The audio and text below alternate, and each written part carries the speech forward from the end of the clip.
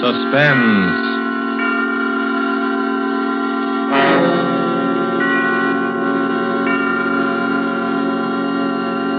This is the Man in Black, here again to introduce Columbia's program, Suspense. Tonight, in one of her rare radio appearances, we bring you a star who has occupied a unique place in the affections of moviegoers ever since the screen first became of age, Miss Lillian Gish. Appearing with Miss Gish are two distinguished players, Mr. Ray Collins of the Metro-Goldwyn-Mayer fold, whose current release is Thousands Cheer, and Mr. Bramwell Fletcher, who has ornamented many a stage and film success. There are only three players in Marry for Murder, which is tonight's tale of suspense. Only three characters in this story, whose beginning and end are shrouded in a dense down-east fog. A story of slow terror and swift death, planned by a brilliant murderer.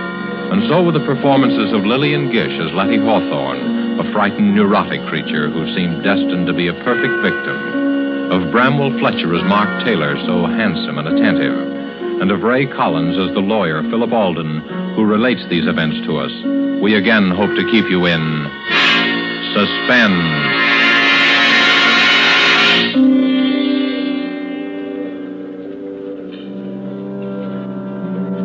I used to love the sound of foghorns on the bay, especially at night when I sat before the fire, let their lonely wail weave a contrast between my snug comfort and the gray immensity outside. But I've lost my taste for them now. Lost it on the night I heard them moan a dirge of death.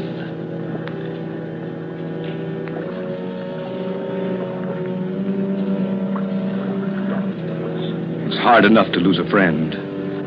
But to lose one as I lost Letty Hawthorne is the kind of blow you'll never quite forget. I remember the first time I met her. It had fogged up all of a sudden, as it does here on the Cape. But Ann Wentworth held her Sunday night supper as usual. Letty was the only stranger there, a newcomer to the Cape. I looked at her and thought she'd be an attractive woman if she only didn't flutter so much. She was a trim, pretty woman of about my own age, which is 40. You're Philip Alden, the lawyer, aren't you? Oh, what a pleasure to meet so many nice people. There go those foghorns again. Yes, Does one really get used to them in time? Well, I love the Cape, but I can hardly bear that sound. So depressing, isn't it? So morbid. Well, to your first question, yes, I'm Alden, an attorney. As for the foghorns, well, if you stay with us for a few years, you won't be able to live without them, Mrs. Hawthorne. It is Mrs. Hawthorne, isn't it? Mm-hmm. Anne never gets around to introducing people. It's her only fault. Oh, I never stand on ceremony. That's my fault if you consider it one. Besides, I knew you at once, you see, and you knew me. Don't you think that's a promising beginning? I never thought of it that way. Oh, dearie me. There it goes again. It makes me think of ghosts walking over my grave. How can you bear it? They do serve a very important purpose, you know. Oh, I suppose they do, but they give me the shudders. As a matter of fact, I find them comforting. I made Jane Hart promise to stay with me tonight if the fog doesn't lift. I daren't be alone. You see, I'm still a bit nervous. Oh? I've been ill, you know, and the doctor prescribed complete rest and quiet. I see. That's why I came up here. Well, you'll find what you're looking for here, I'm sure. Oh, do you think so? I do hope I will. My nerves are simply shattered. Mr. Hawthorne's dead, you see. Such a tragedy. I'm terribly sorry. You see, it happened so suddenly. I can't quite believe Can that. I get you some of Anne's cider cup? That's one of our Sunday night features. Oh, thank you. That would be so nice. It's such a comfort to have a man take care of one again. You make me feel so protected. I know we're going to be great friends, aren't we?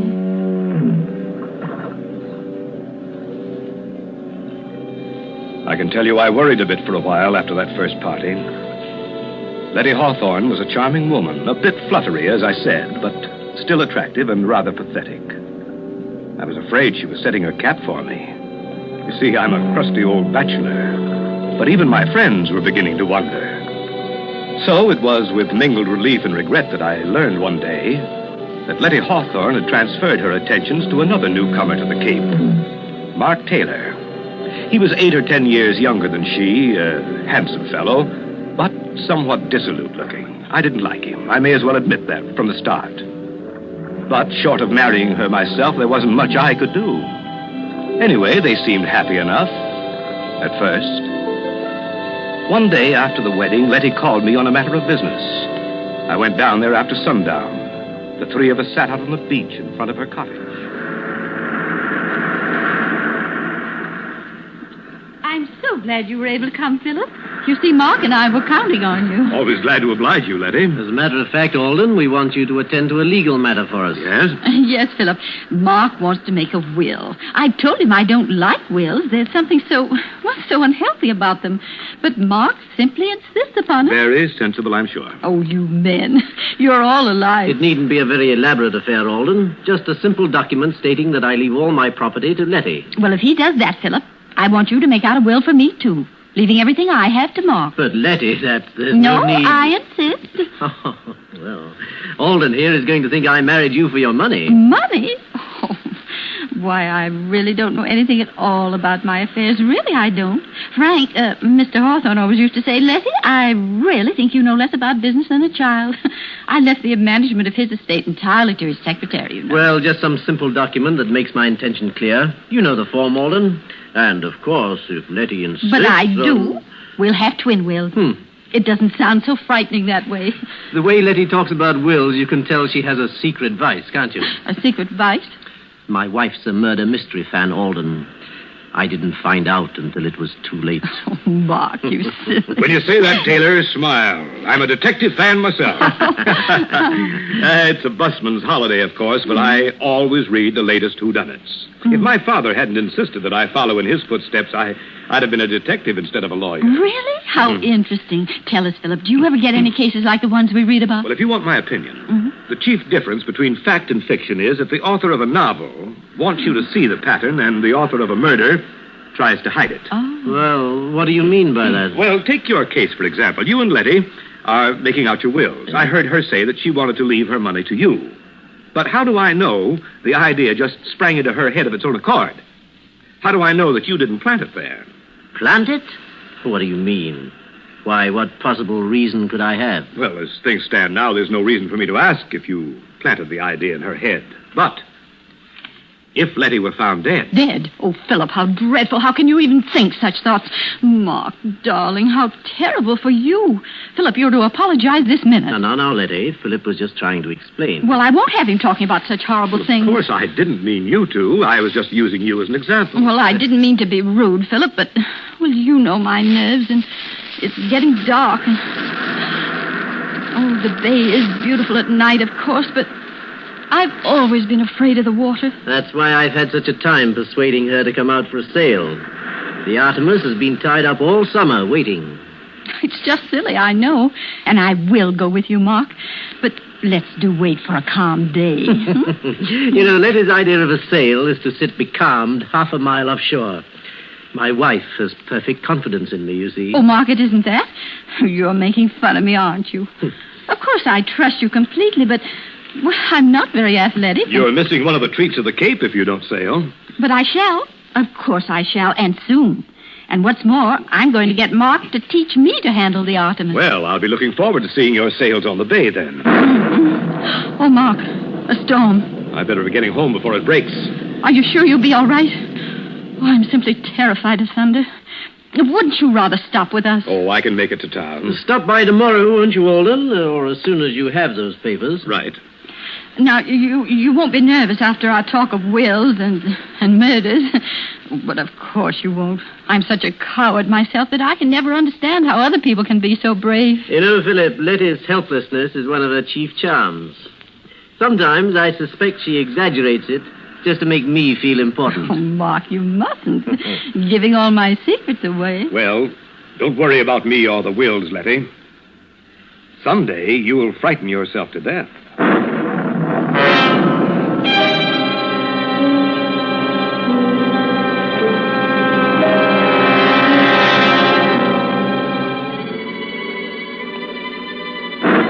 There was little enough for me to go by. But gradually I found myself worrying about Letty and Mark. They didn't seem to be hitting it off. Oh, on the surface, everything was smooth. But I was haunted by a premonition of what I didn't know. It was only a nameless dread of something, some undercurrent of feeling. Letty's nerves were getting no better. In fact, she seemed more tense, more frightened than ever. Yet she was making an effort to meet Mark halfway. Many times I saw them out sailing. Only when Letty returned after a day on the water, she seemed pinched and white. While Mark appeared to be glowing with vitality, Letty grew paler, more distracted. I realized suddenly that she was a middle-aged woman. One day in town, I met them in the general store. They'd been quarreling. But I tell you, Mark, you're just imagining it. I hate to have that stuff around, as you very well know. You read all kinds of stories about the way it gets mixed up in food. Oh, nonsense. Well, I'm sure there aren't any rats around the boathouse. I'd know if there were. I'm simply terrified of them. But I can't bear thinking of having poison around. Why be worried all the time? Oh, Letty, for heaven's sake, stop being childish. I didn't put traps around because you didn't want them. Now that I'm trying to get rid of them in another way, you make a scene. I don't see why we have to go into a 3-act tragedy just because I want to buy some rat poison. Hello, you two. Oh, hello, Alden. Why, Philip, how nice to see you. Mark and I were just doing a little shopping. Philip, will you do me a favor? Will you please reason with Letty and try to get some sense into her head? Say, wait a minute. This sounds serious. Well, it isn't really. But, Philip, you know my nerves and the way things upset me, and Mark just doesn't understand. Oh, I know I'm just a silly woman, but the doctor says I have to be humored. And now Mark is so unreasonable, and it's such a little thing. Of course it's a little thing, and that's why I can't understand your attitude. Now, look here, Philip. The boathouse is infested with rats. Wouldn't you say the obvious course of action would be to get rid of them? Why, of course. But poison, rat poison. Oh, Philip, don't you see how horrible it is? I mean, accidents do happen. I've always hated to have anything like that around just in case. I've heard of children eating this stuff by accident. But you two people can take care of yourselves. Frankly, Letty, I think you're making a fuss over nothing. Yes, that's right, Philip. That's just what I told her. Well, very well then. But if I'm found dead, I hope you realize you'll both be under suspicion.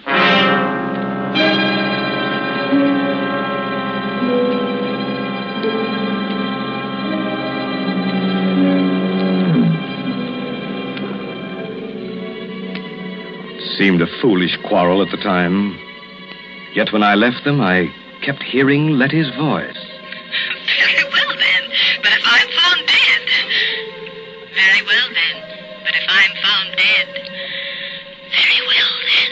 But if I'm found dead... Suddenly, a monstrous idea occurred to me. I wondered if Letty had been trying to warn me. And then the horrible suspicion broke. All the trifling things began to add up. Letty's nervousness, her fear of sailing with Mark, her terror of having the poison in the house. But why? Why should she be afraid of Mark? What motive had he? And then I knew. I had helped to give him the motive when I drew up Letty's will. Yet my whole case was founded on thin air. Figment of a nervous imagination. I had to be sure. I had to keep an eye on them. I found myself making excuses. Excuses to drop by at their cottage. Who is it, Letty? Who's there? It's Philip. Oh, Philip. Well. Hello. You're almost getting to be a member of the family. Well, I just thought I'd ask you to help me eat the first bluefish of the season. There's too much here for an old bachelor like me. Why, Philip Alden, if you aren't the most thoughtful person. How perfectly sweet of you. Of course you'll stay to dinner. We'll have a real feast. Yes. You might as well stay as long as you're here. Oh, thank you. If you're sure I won't be intruding. Intruding? Why, of course not. And you can help me get the dinner ready. Well, I'd be glad to, but won't I be in Anna's way? Anna's gone. Gone? Why, I thought you were well satisfied with her. And so we were, Philip. But Anna didn't seem to be satisfied with us. In fact, they've all gone. All? Yes. Anna and Elsie and Otto, the handyman. They just walked out and left us. Well, for heaven's sake. Since the ship and engine place opened on the heights, nobody can keep a servant. Can't blame 'em myself. I wonder. I don't believe Anna'd take a job at the ship and engine. Anyhow, it does seem strange they all went at once, doesn't it? Letty, I do wish you'd stop dramatizing everything. Ship and engine just opened. The call went out for help. I don't see any mystery in the servants answering. In fact, it's their patriotic duty. And it's our patriotic duty to get along without them. But it's so lonely here, especially at night. Now, Letty, you're not living here by yourself, you know. No, of course not. But all the same, we are isolated. Just the two of us. And you know how tricky my nerves are. I always feel so much better if the servants are around. After all, if anything were to happen, and anything might happen... Letty, this isn't getting us any closer to our dinner. Oh, of course. Now, you boys wear these aprons. Oh. Philip, since it's your fish, you may have the honor of cooking it. All right, you asked for it. It'll be your funeral. Now, Philip... Mark, you hold the berries for the dessert. I'll do the vegetables and set the table.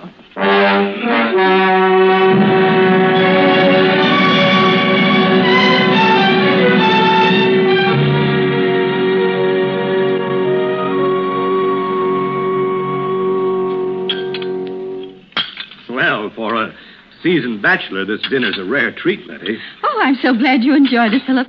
Oh, I don't deserve the credit. That bluefish was simply delicious. How did you manage to catch it all by yourself? I always think men are so wonderful. Well, I'd be glad to take you both the next time I go fishing. It's good fun. Fresh air would be good for you, Letty. Oh, no, I couldn't. Well, I'm still just a wee bit nervous about the water. Though I tried terribly hard, haven't I, Mark? Yes. I've been good about the sailing. But you know I'm learning to manage the Artemis all by myself, aren't I, Mark? Mm-hmm. I don't write my name in the wake anymore, do I? Yes, Letty's a real hand at the tiller. She'll be a better sailor than I am soon, you see. You'd have seen her take the Artemis into harbor the other day. You did, all right. Yes, she came through that channel with a breeze against her. I wanted to take it over, afraid she'd run into the mud flats. But no, she coaxed it all the way, and we came in under sail. Yes, and I wanted to do it all by myself, even though I was terrified. Well, good for you. Why, that's really a splendid accomplishment. I've been negotiating the harbor for years, but I confess that I have trouble every now and then. Well, since nobody wants any more berries, I guess it's time to do the dishes. Now, I'll show you what a good hand I am as a dishwasher. Wait a minute. That's my job. Here. No, Here. I'll clean and wash. You two can dry, and you can dry. Letty, what is it? Well, you shouldn't have tried to carry that tray. No, it's not that. Why, Letty, what's happened to you? You look ghastly.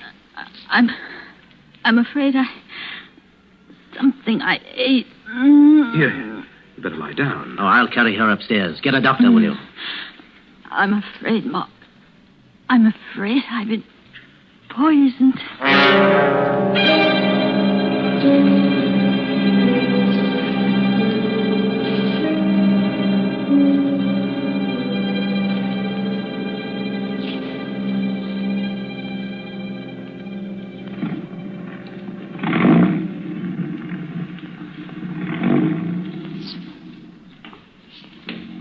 But great heavens, Philip, I just can't believe it. Arsenic poisoning? Do you think Dr. Potter knows what he's talking about? I'm sure he does. Of course, we can't be sure till the tests are made, but I don't see. I don't understand. It's not very hard to understand. Letty ate arsenic. How or where she got it, we don't know, but it's not difficult to guess. But we all ate the same meal, you and I and she. Why, good Lord, Philip. Do you think we're poisoned, too? I feel perfectly all right. You appear to be comfortable. I think we'd feel it by now. But then how on earth Let's be did she... perfectly logical about it. We all ate the bluefish. Yes. I prepared it. We all had potatoes and string beans.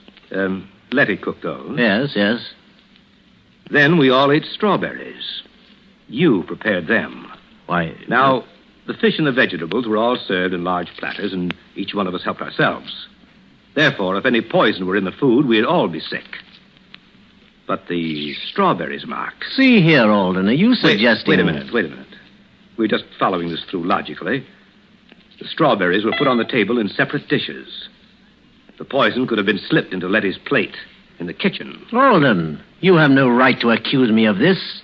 Why, you're fixing up a case against me. I'm doing nothing of the sort. In any event, I think you might worry less about your own skin and more about Letty. Thanks. I think I can take care of my own wife. Nevertheless, I suggest you get someone to help you. I'm perfectly well able to nurse her myself. If I were you, I'd have someone else as well. I'll send Mrs. Halstead over from town. She's an experienced, practical nurse.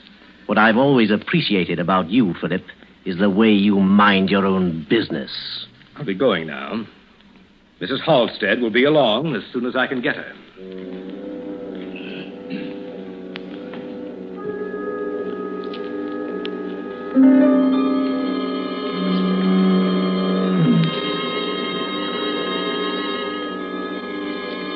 When the doctor's analysis came, it was arsenic poisoning, all right. There were traces of arsenic in the sugar on Letty's dish. Letty was recovering. The dose wasn't large enough to kill her. Mrs. Halstead was installed as nurse and housekeeper. Just then business called me to New York, where I found myself worrying about Letty. I couldn't get her out of my mind. Very well, then. But if I'm found dead... I was bothered by a few loose ends in Letty's problem. The sort of questions that would occur to a legal mind. So I decided to spend an evening in the reference room of the law library among the files, where I found out enough about Mark and Letty Taylor to send me racing back to the Cape. And I knew I had to hurry if I was to prevent a devilish murder.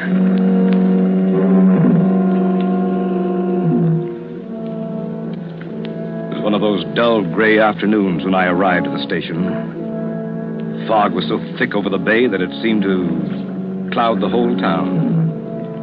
Cold fear gripped me. Letty and Mark, I learned, had left at dawn for a weekend sail.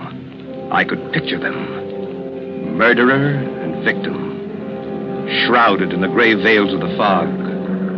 Drifting, waiting, while the foghorns cawed a hoarse warning of murder. So, I was too late. The trap was sprung. With my newly gained insight into the affairs of Letty and Mark, I could have averted the tragedy, but I was too late. Or was I? If only they hadn't really left for that sail. I took the chance. Feeling my way along the Cape Road, I reached the Taylor cottage. Nobody was there. Then I heard noises in the boathouse. I crept down the slope and listened.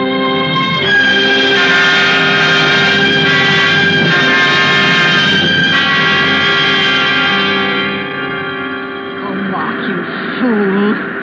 Philip Alden will be sure you planned to murder me for my money. I saw the suspicion dawn in his mind that day we made out our twin wills. I saw it grow when our scene in the general store and you brought the rat poison. And that night when I was taken ill, he was sure. Do you hear me? Sure. You wanted to teach me to sail the Artemis. Thought I was afraid of the water. Well, Mark Taylor, when your body drifts to shore, Philip Alden will swear that only an accident prevented you from murdering me. What fools you men are. Aren't you? Aren't you?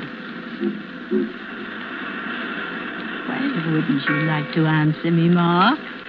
Don't you wish you could talk to me again? To your helpless little Letty. But you can't, can you? Dead men can't talk, can they? But they say that in the instant of dying, a man can understand many things. Did you understand, Mark? But how could you? You are really a stupid man, Mark. Didn't you ever wonder about my former husband and his tragic death? Didn't you ever want to know about Frank Hawthorne? He did. At the very end, he wondered about his predecessor, George Martin. Strange how both died in a yachting accident, isn't it? Frank died off the coast of California, and George was drowned in the Gulf of Mexico. And now you, Mark. Your body will be found someplace along the Cape here, I suppose. Oh, what bad luck I've had with my husbands. But how thoughtful all of you were to leave me your property. Too bad I'm such an extravagant widow, isn't it? For I do run through money. I wasn't lying about that. Oh, dear, I wish you could help me get your body to the Artemis. If only you hadn't insisted on turning back when the fog rose. I could have killed you so much more neatly.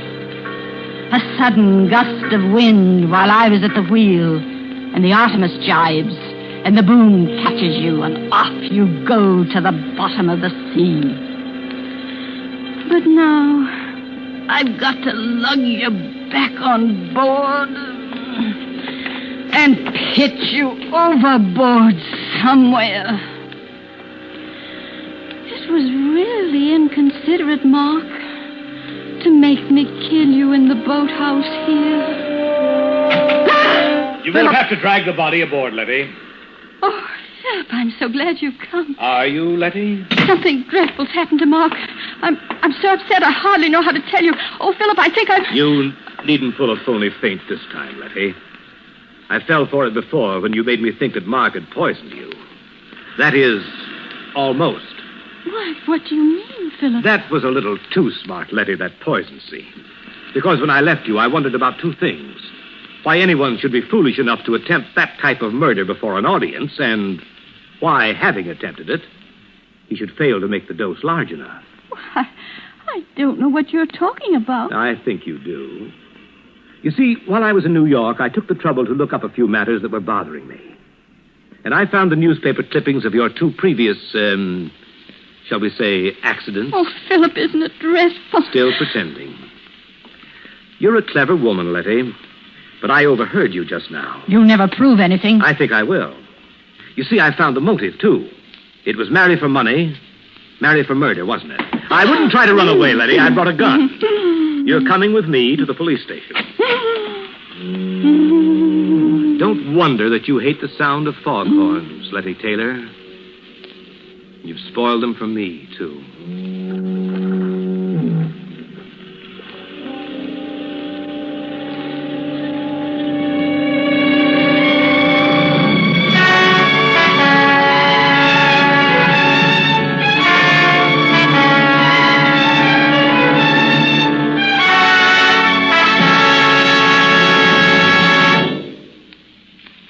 And so closes Marry for Murder, starring Lillian Gish with Ray Collins and Bramwell Fletcher. Tonight's tale of Suspense.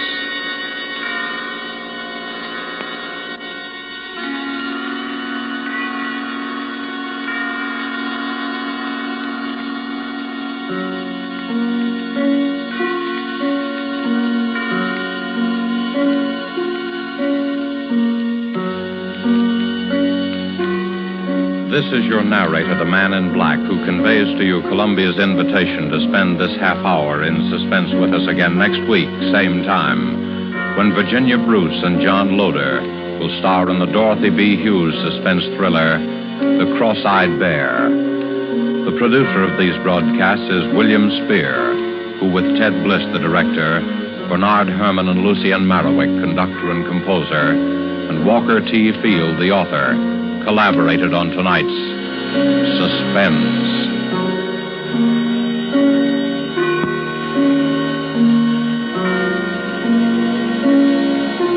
This is CBS, the Columbia Broadcasting System.